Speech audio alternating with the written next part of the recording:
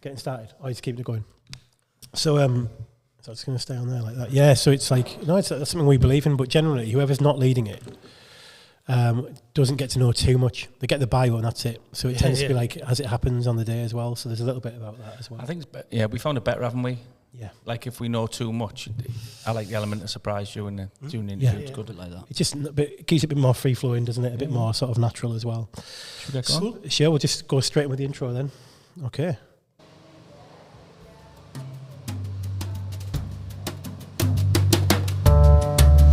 Hello, this is the Every Man Can podcast based on mental strength, how we can use it in our everyday lives, interviewing local people, using their experience, their wealth of experience through their personal journeys and their own professional journeys, how they use it for themselves, how they use it for other people, and hopefully you can take something from it.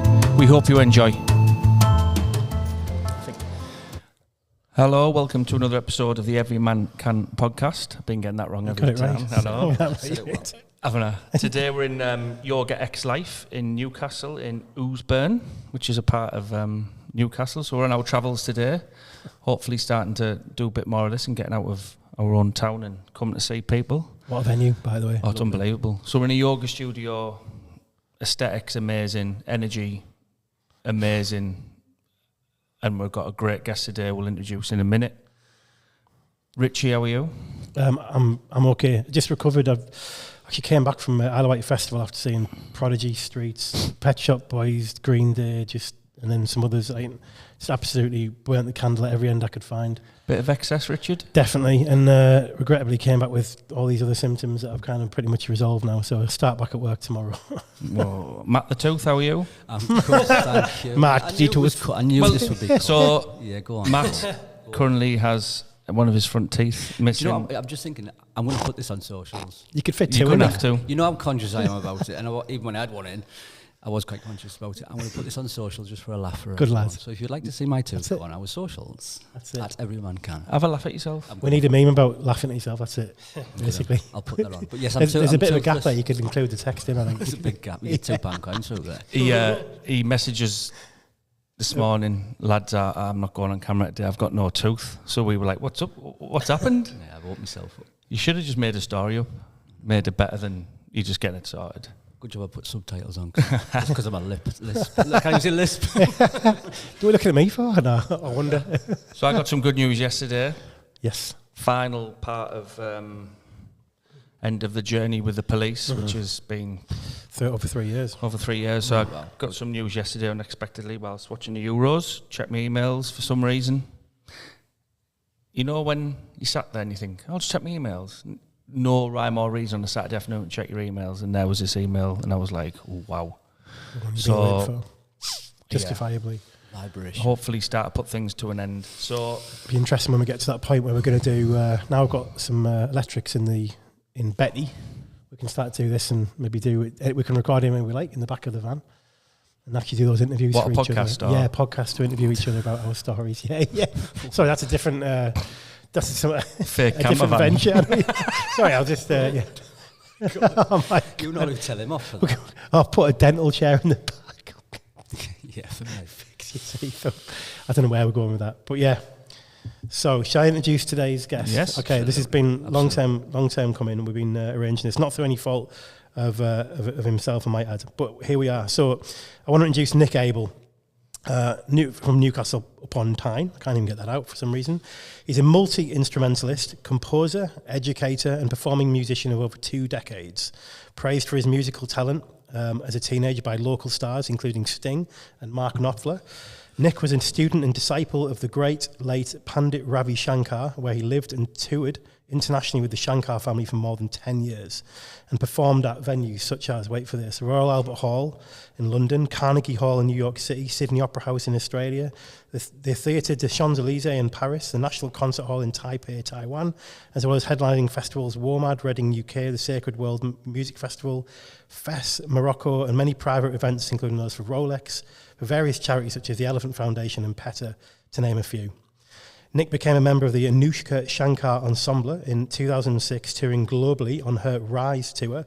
Her album, which was nominated for a Grammy Award and has accompanied Anoushka in concerts globally for 21 years, most recently the Elbphilharomonie.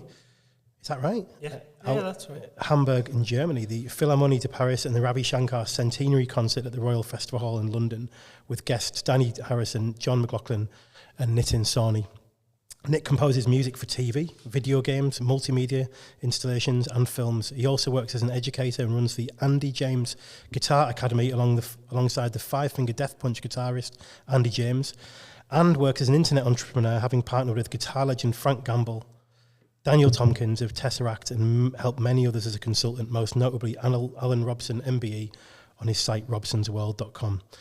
And after more than 10 years working in online education and the internet, Nick is re-emerging into music after a dark period with a unique sound medicine and sound healing aspect to his work, following years of frequency meditation and linking this back to his years learning from the great Pandit Ravi Shankar and the deep healing powers of music. Nick will release his first solo album in early 2025. Not far off at all. Do we need to say anything else? Yeah, podcast over. What's your favourite colour? What a bio. Green. As we can see. Thank you so much for coming on. Thank you for having me. Wow. We always ask our guests 3 questions. Mm-hmm. The first question up would be, what is mental strength to you? Mental strength to me is not avoiding negative things in life, trauma, etc. It's when those things happen, because they do happen, is to keep going through it, as difficult as that gets, and it does get difficult for everybody at different points in their life, and find, for me, as many ways as possible to overcome that. Right. So And turning it... get to the other side of it as quickly as possible, ideally ideally, by using various things which we're going to talk about as well today. Yeah. So when you, is this something you mentioned there about not avoiding those things that you know are actually going to cause you difficulties, or turning your attention towards them? That's what you're indicating. Is that something that you've always had in your life, or is that something you've developed learning? Or I suppose I've always had it, but then I haven't had the awareness that that's what it was. I think everybody has it, because people do overcome adversity, trauma, all sorts of things. So I think everybody has it within them, and everybody does it whether they realise it or not. Aside from those people who do go down the end, suicide and things like that, because that is a thing that happens in this world, But aside from that, I think we all have it within us. Yeah. I think one of those things, isn't it? I thought we obviously looking at your bio there. There's obviously some people might listen to that bio and think, well, you're obviously a very successful man in your field. You've had, in what you've done and the talent you've obviously got and where that's taken you. Surely that doesn't cause any problems for you, Nick, does it?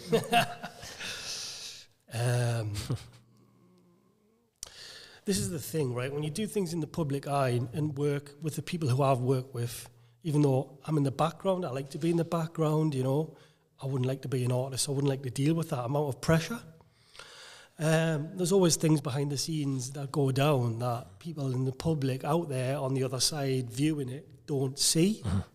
Obviously, people around you personally, friends and family, acquaintances and all of that, they do get to see that.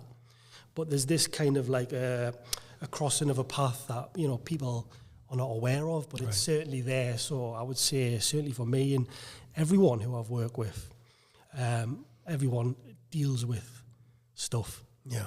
There's no way that that's avoidable. Is that a supportive network then? So in that industry, which has been described as ruthless, it is what, Well, the music industry is ruthless. But it is. No matter what industry you're in, you're working at a high performance level, aren't you? You're working at the highest level, where scrutiny, mistakes aren't accepted, etc., etc. When you're touring, when you're in that environment, is it an accepting environment that people are struggling, or is it leave your shit at the door, come in, deliver, leave? Well, this is the thing, right? The music industry isn't regulated, right? You have things like the Musicians' Union in the UK and various other organisations throughout the world that try to regulate this and create rules and fair treatment to musicians and all of that. But to answer your question, it really depends on who you're working with, because everybody's different. There's no set way. You know what I mean? There's no set rule book. But suppose on a tour, Yeah. when you're building them friendships and you're building them relationships with people, does that then become easier to almost support each other because you start to recognise on a long tour and stuff? Yeah, of course. And, you know, working with artists, they get all the glory. It's their music, it's their name, but they also have to deal with all of the negative stuff as well. But all of the people around them, the team, the other musicians, the management, the assistants, the whole thing from promoters, venues, all of that, it's all part of like one machine that operates, and everybody has an important job, I guess, within that. And if one of those elements is removed, then the artist suffers. Yeah. So everybody does support each other, certainly the artists that I've been blessed to work with, who, in my view, are very ethical and very humble. And, there's no... I have had issues with other artists, so this is what I'm saying. There's no set way, really. Okay. I mean, it would be unfair. I suppose it's like picking on any particular group, wouldn't it, and saying that it's always like this, it's always like that. But a lot of the music you've been involved with is of a particular type, whether they refer to it as world music, it's often from like the Western view is viewed that way, isn't it? Is it particularly, is that more prone to picking up a certain type of culture within it that is more supportive, that is largely more about well-being and being part of a collective rather than... Absolutely. Is it? Yeah. But I'm also into, when I was 13, I got into guitar and I was listening to Metallica and Guns N' Roses. Yeah. So equally, I'm into heavy music as well, and I've worked, currently working in that field with Andy James as well, who's in Five Finger Death Punch, which is the complete opposite. Yeah. Although they're very ethical as well. Yeah. So it's... Interesting. It's a hard one to answer. And I suppose there's probably egos that comes into play as well as people get more successful or as they get more exposure, if they surround themselves by the right type of people or the wrong type of people, Again, that varies from individual to individual. Right. Working with someone like Pandit Ravi Shankar, who was my guru, teacher, like a father figure, mentor. I lived with them, travelled the world with them multiple times for many, many years. So I would consider him as an absolute icon of the 20th century, 100%. A true master of his music, For people that don't know as well, how would you illustrate, to the cultural touch points for Ravi Shankar then? I think the term that was said by George Harrison was he's the godfather of world music. I think Paul McCartney said, Ravi Shankar is probably one of the top 3 musicians of the 20th century, another one being Mozart. Right. I don't know who the second other was, but that's kind of like the level of... Yeah. So your journey then, so let's go back. So you're starting off, 13 on the guitar? Yeah. And then talk us through how that built into, obviously, a career, into getting... So, I was 13. In fact, one of my earliest memories is being 8 years old, being in Newcastle City Centre in Central Arcade, where Windows, the music shop, is, and seeing the guitars in the window, being with my parents on a Saturday in Newcastle.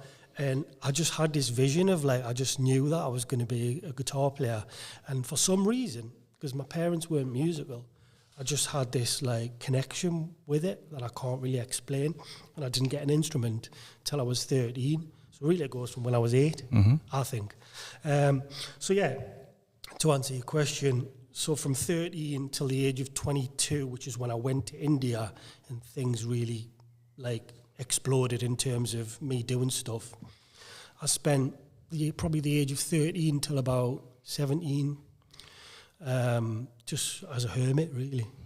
Obviously, I went to school and then learning your craft. Later, I had a job, I had a paper round. Then I was at school, so I was a hermit. I just sat in my room, playing the guitar, reading guitar magazines, and I didn't really realise. But I suppose because I was so what's the term? Narrow-minded with it. There was nothing else that mattered. I guess it paid off. And what decade would that have been then? When you were learning 13 to 19? Early 90s. Early 90s. So this is pre-internet, pre-YouTube videos. How are you teaching yourself on the guitar? So I had a paper round. Yeah. So I used to go to do my paper round every day, and there would be guitar magazines in the newsagent. Right. So I would get the guitar magazines every month. There was 4 or 5 different magazines that I would get every month.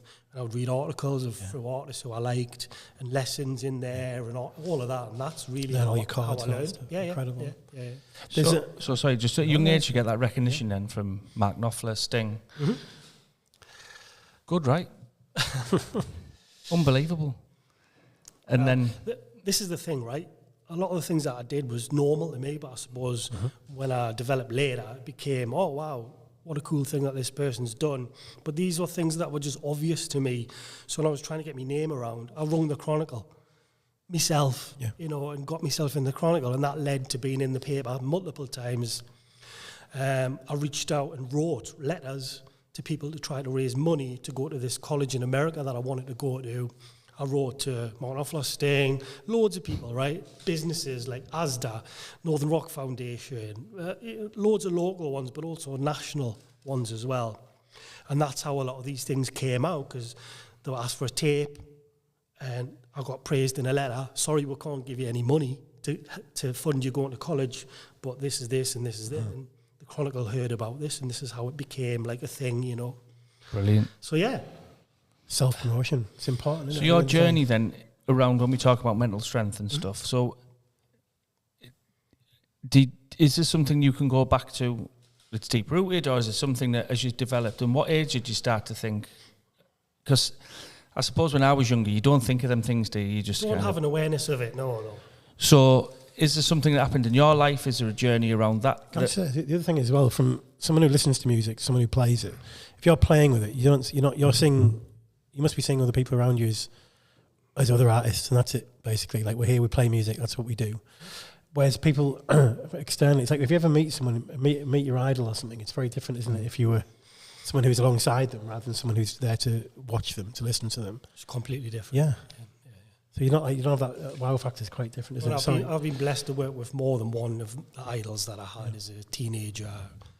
So I have I'm supposed my experience with that, but again, it goes back to what I said before. Everybody's different. Every situation is different, So when did you start to have awareness?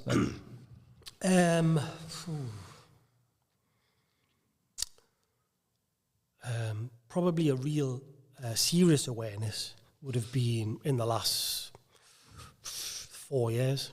A real deep awareness that's led me to where I am now, after going through quite a dark period, which is mentioned in the bio, A very dark period of about 2 or 3 years. Being in such a dark place, so helpless, isolated. This is before, during, and after COVID as well, because I had an internet business and I wasn't interacting with people hardly ever. Like I said before, find ways to overcome things, and that's kind of where I was at, and I really was desperate, I knew that I had to do something to pull myself out of it, because I wasn't getting any support from anyone around us, and I didn't really ask for any support either.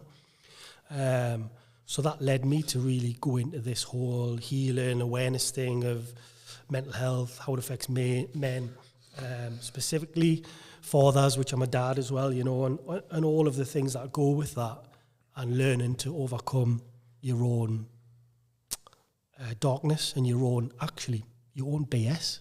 You got a family? Yeah. Was it a son? You had a son? Son and a daughter. Yeah. My daughter's 18. My son's 7. 7. So the touring thing, I'm assuming that as you're building up, and when you talked earlier about developing mental strength, if you're not taking your children would have been young at the time. So my daughter was born probably 2 years after I was working with the Shankars. So I was touring the world and doing all this, living in India in the winter, living in California in the summer with the Shankar family in their home in Encinitas, California, and coming home for a month or two here or there. It was still very new. Didn't really know where it was going to go. I was happy doing it. It was hard work, much harder than what I ever thought that it would be. But that's what I wanted, so I was willing to deal with whatever arose, and it was very difficult. Having a child did change things, but at that point I was kind of thinking, I don't really want to be an artist. I like working in the background. I don't want to deal with that kind of pressure. So I was quite happy to remain in the background, and that led me to wanting to tour a little bit less. I still wanted to do it, and I did. But that led me to think about, well, what am I going to do? You know? Just touch back on something you mentioned. It stuck with me when you said that obviously you've started to have a real deep understanding around the mental strength and techniques and start to really understand it. And you said, I'm a dad. So my daughter's here today. My son, he's 17 now. And I think when you are a parent and you are aware, I think having children makes you want to become more aware and have a deeper understanding of it so you can pass that on to them. Well, yeah. Would you agree? Yeah, I would, yeah. And my situation, just to be very clear, is my daughter's 18. I've been very close with her. But sadly, my son, and this is one of the things that did certainly trigger me going into a dark place. It wasn't the only thing, but it was definitely one of the things. For one reason or another, I haven't seen him for a few years at this point due to these issues that occur. And because I was in a bit of a dark place, I couldn't afford legal counsel and all of this. I did attempt, but, you know, $8,000 later, it's like, well, so I'm still in that situation now, and I've learned, I'm not ashamed to say it, but I don't like to say it, but I've learned to accept it to a point. Doesn't mean that I'm not going to fight it, but this is something that I've learned to try to accept the situation for what it is instead of trying to run away from it and run away from the emotions of it, which was very difficult for me to do, you know. So, yeah. And I know a lot of other men and women as well are in that position where they can't see a child for whatever reason, and they have to go through the legal process in order for that to be reinstated. Yeah, so... But when you're in a dark place anyway, and that's another trigger that comes in. Yeah. It's another difficult, layer, isn't it? Yeah. So when you talk about your dark place and that time that you were in, COVID, all of that, if you don't mind me asking, what sort of feelings were you having at that time? Was it anxiety, depression, darkness? I've always been quite an emotional person and felt emotions quite strongly. But with this, it was just on another level, like every negative emotion, other than one of the things that I never went into was suicidal thoughts or anything like that, you know, so it never went to that level. Which sometimes I would say to myself, like, I wish in some ways, you know, when you have your own thoughts, I wish I had an escape from feeling like this because it was so awful. But yeah. So the drive doesn't always take you to feeling suicidal, but actually, if it's depression and a sense of loss or and just not being able to get your motivation up, your energy levels, you know, your sense of worth, all that stuff. All of that. But everything else is driving, and often, you know, I always say about sometimes having children, I said having a good relationship with your daughter. Yeah. It's like, it can be sometimes the only purpose you've got there, right, as well. So, yes, definitely. And I'm going to guess, but you can point, but I'm assuming the music's a huge part. Like you said, you were still doing the online business at that point. Yeah, so I've had the online business with Andy for like 11 years now, and I've done a few others over the years as well with different people. So that's been something that's always been there. So in terms of finances, I've always had an income because it's an internet business and it doesn't require a lot of work because we've spent years building it up. It still generates money. So in a way, that was a blessing and a curse. Because I never sank to the point where I was like, oh, I've got nowhere to live, or I've got, you know, at one point I had to go back to my parents for a while. But, you know... I've done that. It's hard, isn't it? Yeah. It's really hard. It's hard. So, yeah, it was a blessing and a curse that having the money coming in where I could just go away and just... That definitely sent me further into it, I think. What was it? Was it a case of putting the mask on when you were doing the work and being conscious of that? Is that how it was? Well, like I said, it didn't require a lot of work. Yeah. After 4 years of building the content, it's automated. Right. You know, we're using the internet stuff, so sales just come in. Yeah. Everything's automated. I have a couple of people working for me that deal with the support of the site and various other things. So my involvement is very minimal, you know. So I was still able to keep it going. Yeah. So, yeah. I'd like to, if we just take a quick break, we'll come back, we'll have a chat to you about exactly what did work for you to get you through that and go a bit further in, a bit further into this story as well. Thank you. Cool. We're just having a quick breather from the podcast. Just to let you know, you can find Every Man Can on all your normal social media platforms. You can also get this podcast and all of our other episodes wherever you get your podcasts from. All we ask, and this is the only thing we will ever ask of anybody, is that you like, share and follow everything that we do, because all we do this for is to help and inspire other people.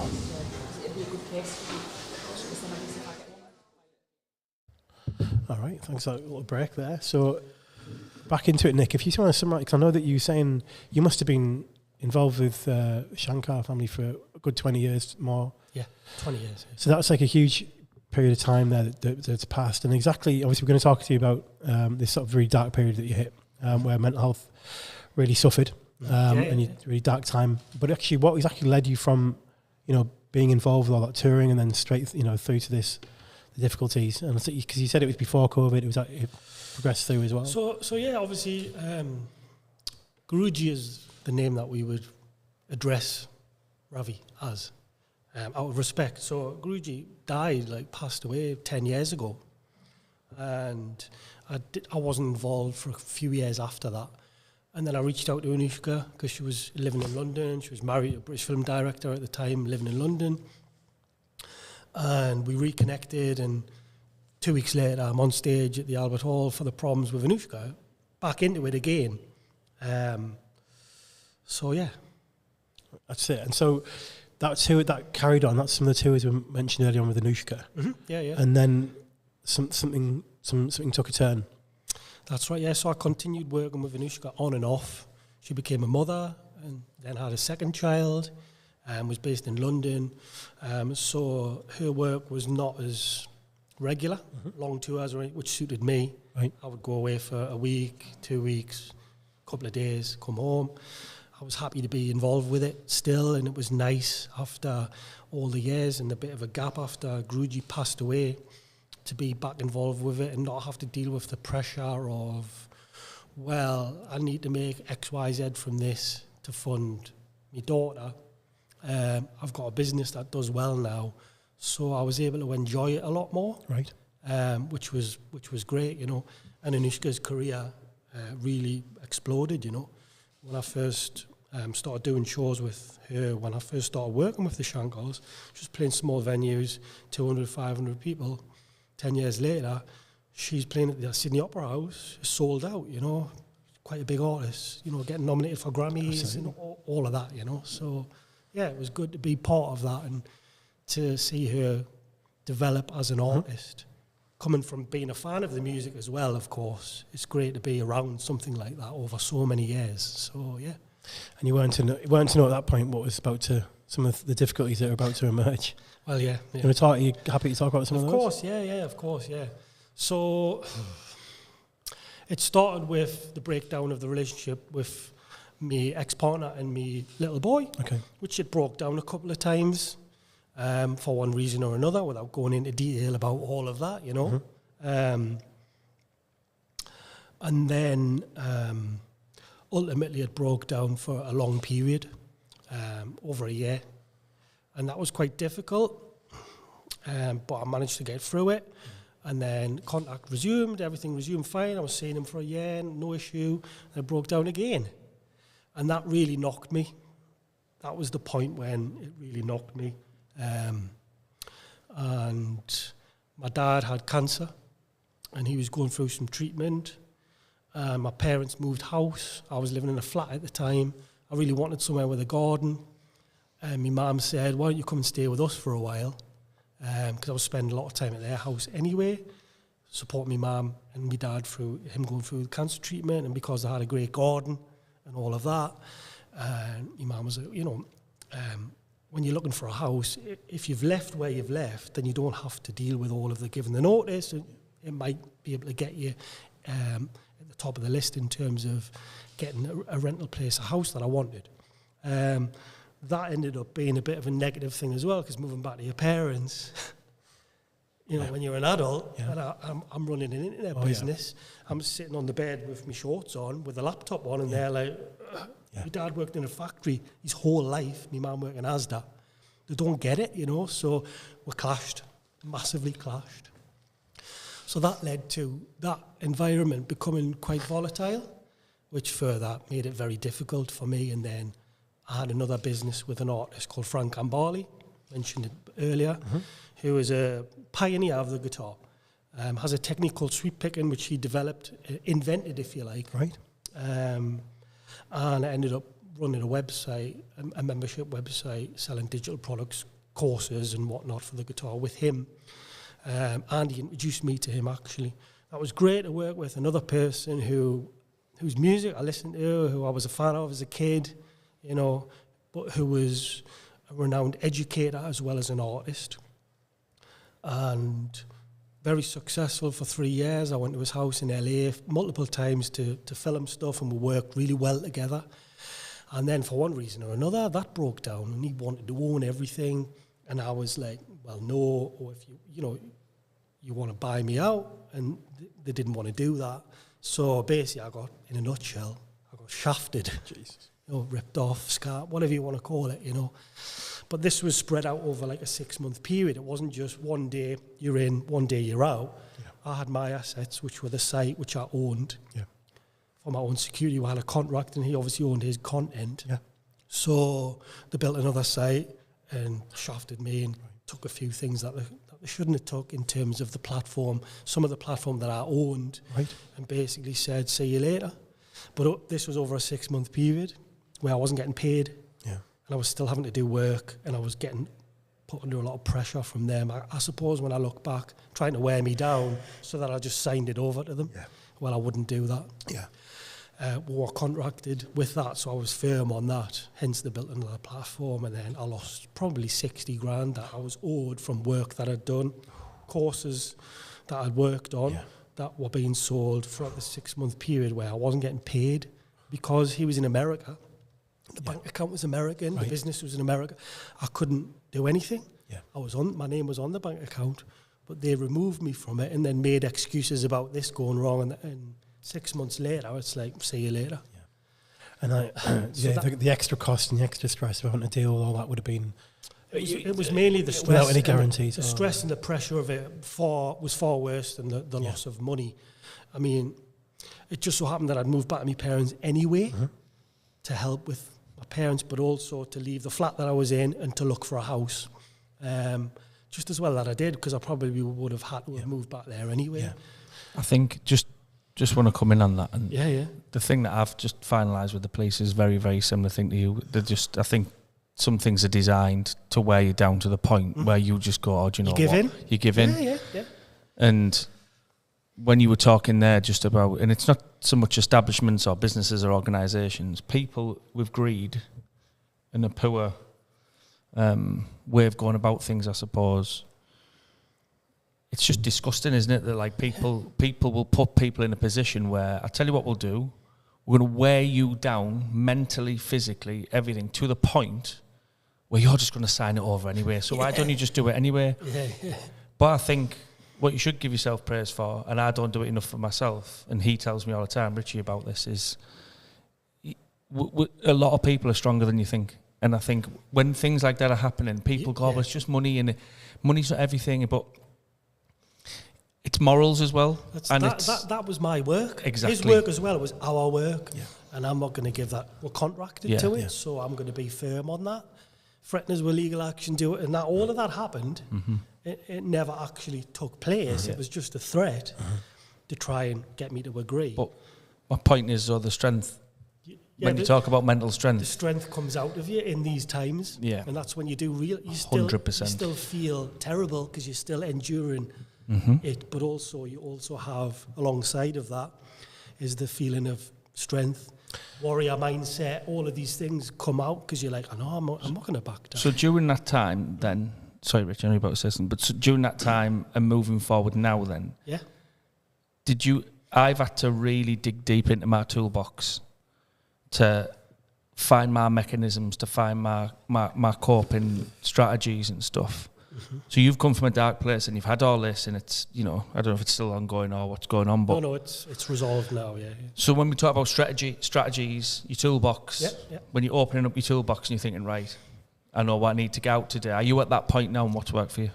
Yeah, so this is what's on my notes here. You kind of... You got it there. The bio was quite long and it was almost like you didn't come up for air. So I would like to be very thorough here and reel off all of the things, and then if you want to pick up on any of them. So for me, it started with ambient music, Moby, FX Twin, drone music, going into that meditative state. I could never really meditate in silence. I always felt like I needed something there to guide me to focus on. And the ambient music. I've been a huge fan of ambient music for many years. And then that led me to discovering frequency and hertz music, which is specific frequencies that have a cellular effect on the body and the mind and all of that.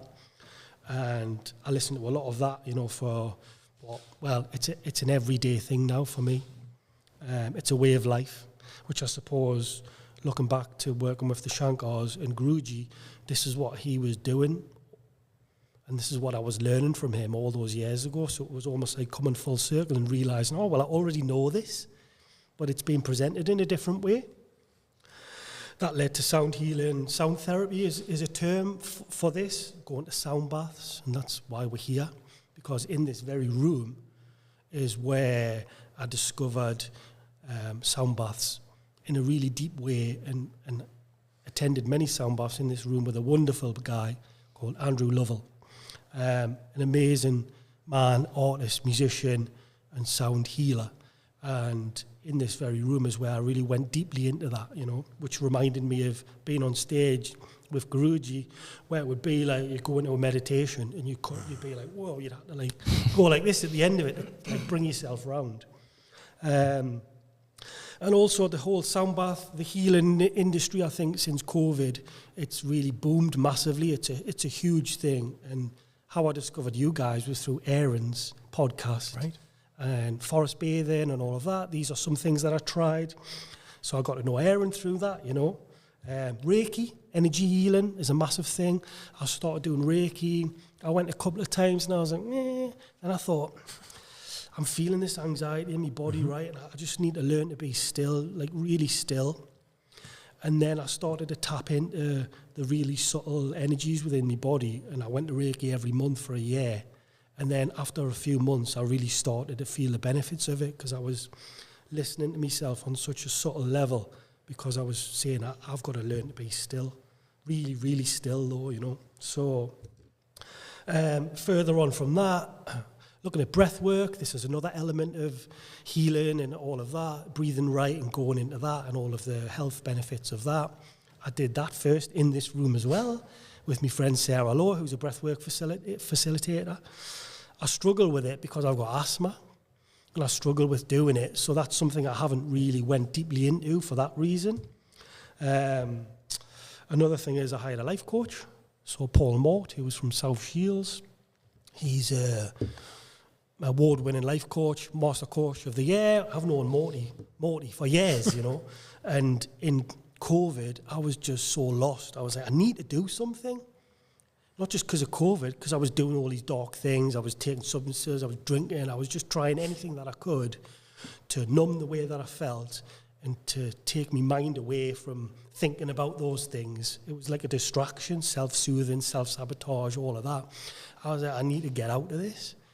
But we're in COVID, so I'm on the internet. Paul Mort's got an online coaching thing called Unstoppable 28. I did that for a month.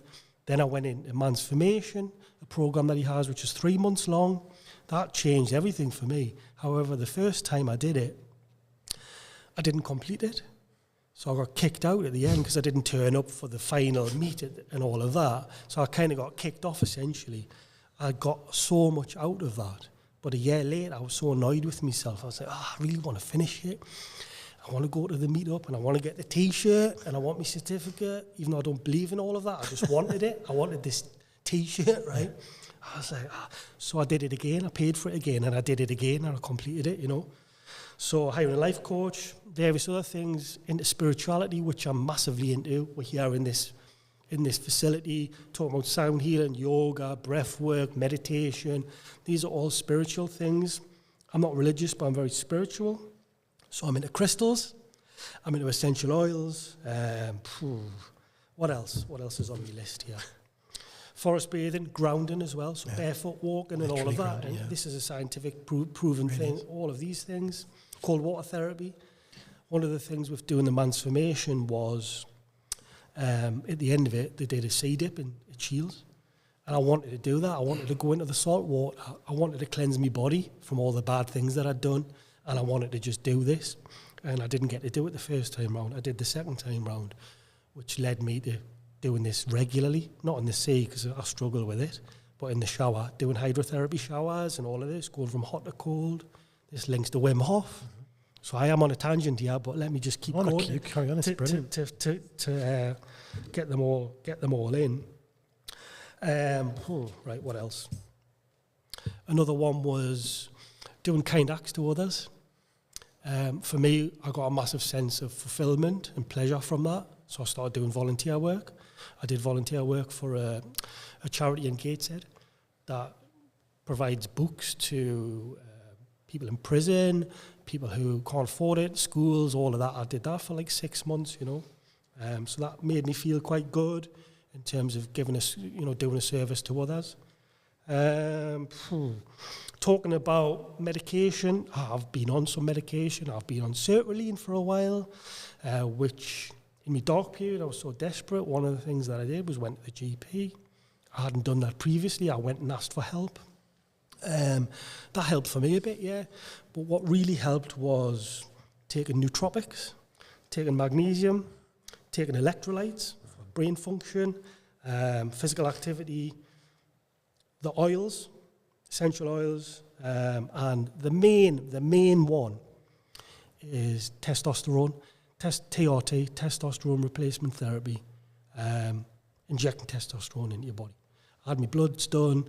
A mate of mine teaches martial arts, trains Olympic athletes, all of that, and he was like, "You're deficient in testosterone.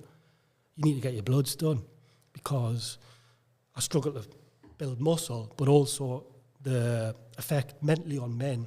It's a hormone, right? It regulates your mood and all of these kind of things, which for me, I've always struggled with pushing myself, and I guess that's why I've achieved a lot, because I do consciously push myself.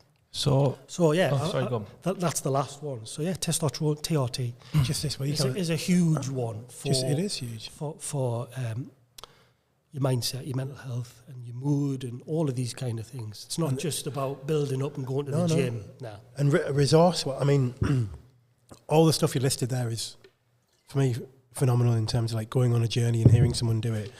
What's really what's partly interesting about it is that you're referring back to things that you had done, presumably with the Shankars, which is part of their culture, part of the music, and part of, I mean, it's a meditative music. There's a chants in there, and the frequencies that they're playing at that you've told me about before, and all this kind of stuff, linked into ancient medicines and all this. It's phenomenal. But the interesting thing is you brought that into your consciousness and realizing, actually, I know some of this shit, and actually these are the things that work for me, but I just never really considered them as being good for my mental health, as being good for my well-being. It was something that we did, and it was good. But now I have a need for this. Yeah, this is in desperate times, I was through finding ways to overcome things. Yeah. In desperation. Yeah. A lot of the time, well, I'm going to try this, and one thing led to another, and someone said, "Oh, try this," and hence all of these different things that I've just mentioned. So on a day-to-day basis, then, obviously, a lot of that is quite time-consuming. You've got to put yourself in a quiet place. Yeah.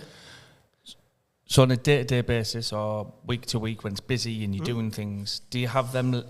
What is it in particular that you think, oh no, I need to grab something out my toolbox to fix myself quickly? Because a lot of that is like, it's just amazing, but we all have to have that quick.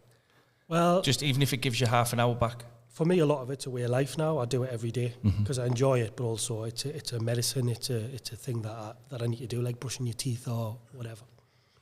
But to answer your question, in the morning when I wake up, I have my headphones, I have my phone, I go on YouTube, I'll go to Spotify, I have my playlists, and I'll go 20 minutes, half an hour, or I'll wake up earlier and I'll do it. That's how I can fit it into my day. Equally, of a night time when I go to bed, you know, watch telly or anything like that, very rarely. I'll do it then. Okay. And just one more thing from me, sorry, Rich. Yeah, it's interesting about the frequency thing. Something popped up on my Instagram the other week about a Beethoven song. Right. And it's been, I can't remember the name of the song, I should have kept it. But experts have said that the frequency used in that song and his composing is probably of the highest frequency for deep state of mind, for meditation, for everything. And I thought, these composers, they're switched on, they're on it, aren't they? Well, there's a thing about Mozart. There's books about it. It's called the Mozart effect. And this is a scientifically proven thing that if you listen to his music before going for an interview or whatever, it increases your IQ. Wow. So that links to what you're saying about Beethoven. Yeah. And just to go into it in a little bit more detail, you're talking about frequencies, sound healing and all of that. Certain frequencies do different things on a cellular level to your body. So just to mention, we've got 528 hertz, 432 hertz, 888 hertz. These are certain frequencies, and people who are musicians will be kind of familiar with this.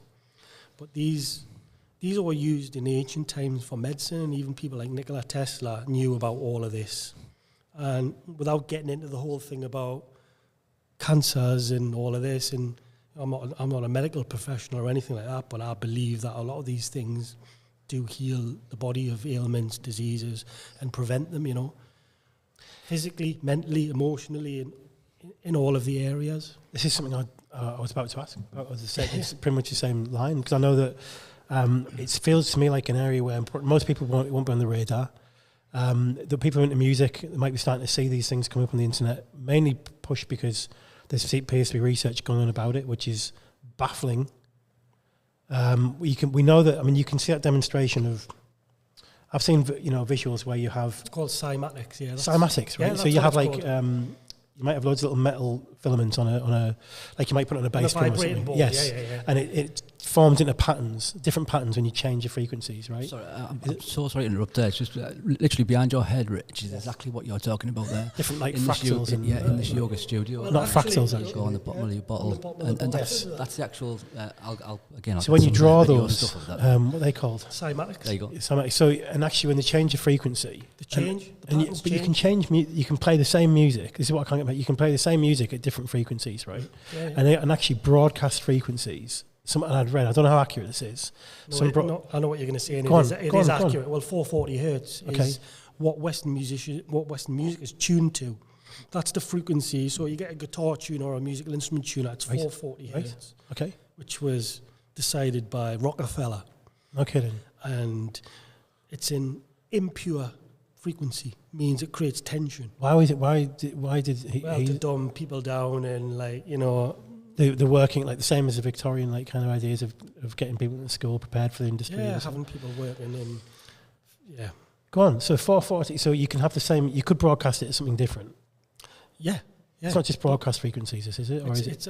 So all Western musical instruments are tuned to that frequency. However, when I was studying with Guruji, he used to tune his sitar to 438. Not 440.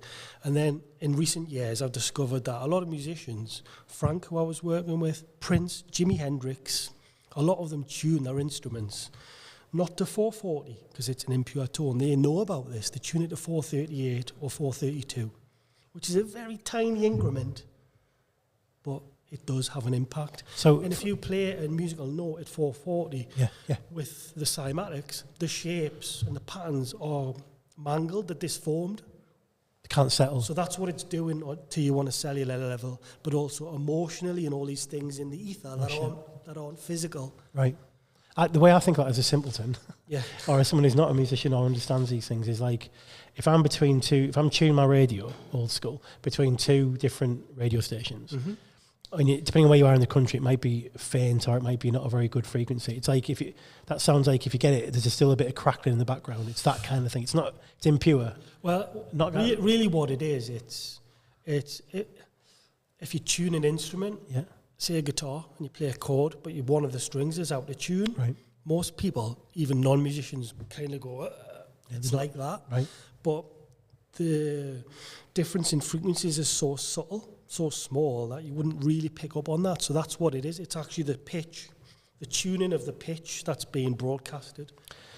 You can go even further with this, can't you? Yeah. Doesn't the Earth have its own frequency? It's have its own sound anyway that gives off? So I mean, like I mentioned just there, the different frequencies, 528, 432, 888, there's also a whole load of other things on top of that, such as alpha, beta, theta, gamma. These are different brain states that you go into in sleep and relaxation and all of that, that certain frequencies can put you into effectively.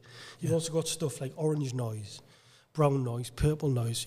Everyone knows about white noise, which is quite jarring. There's various other noises which are softened, which people like to listen to. You get those Bose headphones where actually what it's doing is playing a really low frequency in the background, so it blocks all the sound out around you. You also have binaural beats, isotronic tones, brainwave entrainment, ASMR, which is when you listen to the music, it's like tingles and crackles, which actually it's almost like you're being wrapped in cotton wool. It makes you feel comfort. We like that. You've also got the angel frequencies. And then the Schumann resonance, which is the Earth's resonance for grounding and all of that. So these are all the different things that I would listen to.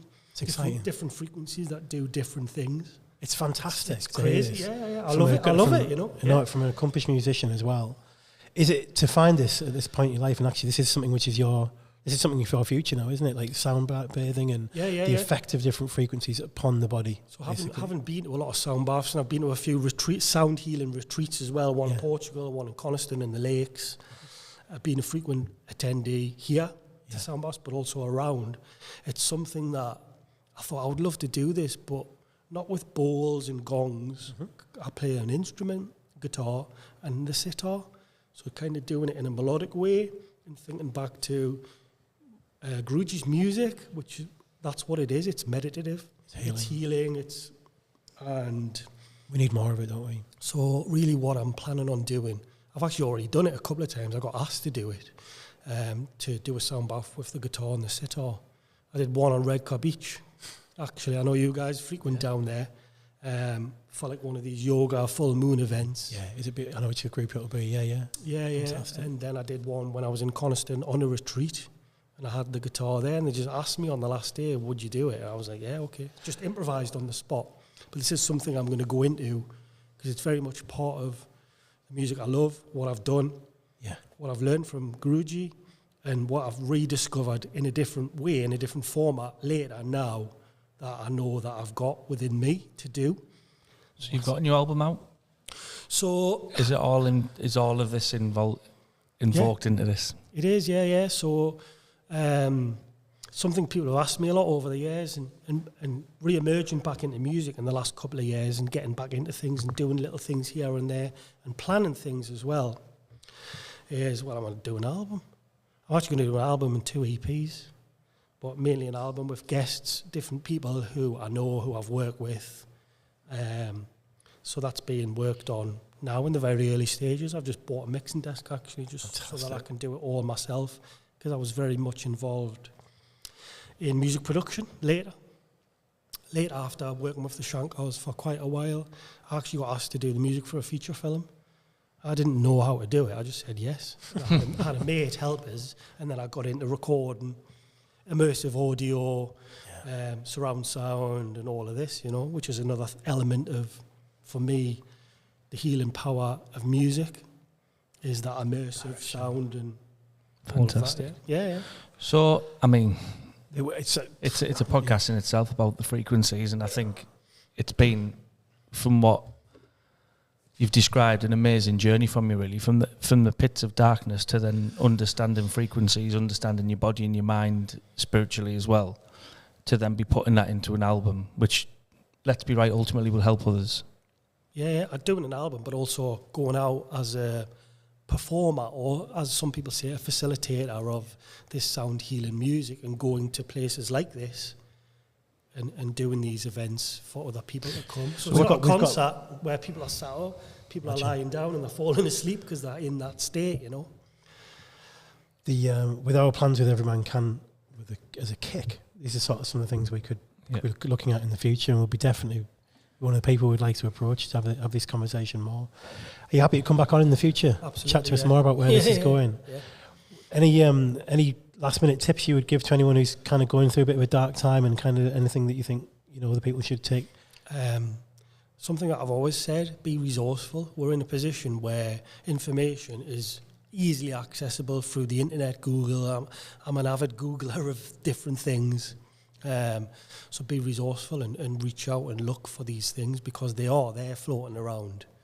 And don't be afraid to try them. Don't be afraid to be, that's a bit like, that's not manly, or that's not masculine, or that's a bit hippie, or that's a bit girly or feminine. Just try it, because 100%. Some of these things will take you by surprise.